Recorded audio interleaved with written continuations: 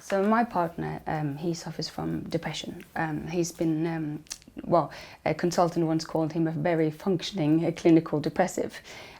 He would probably hate it if I called myself a carer to him, because he wouldn't like that thought of that I would have to care for him, because he's very independent with his depression. But his depression does affect everybody in the household when he has a low time, whether that's when he's had really, really low, or just dipping, or mood swings, or however that is, it does affect everybody. So I obviously live with him, and many times it's no issues whatsoever, and he's feeling really well and all the rest of it, but we do have periods that he goes down and feels low.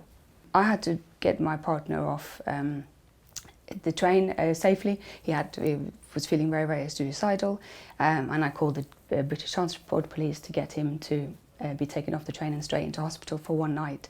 But then the hospital released him and said that I had to look after him for a very long time, and he was still suicidal. So I worked and spent every single minute and hour with him for over a week until he got through that really, really bad patch. But I can understand why people would be afraid to tell their workplace, because there is a stigma attached, and you do feel that you worry about what other people would say, or think you can't cope, or maybe you should take some time off. And I didn't really want to take time off, because I needed that work to engross myself to do something else and have a mind space, I suppose.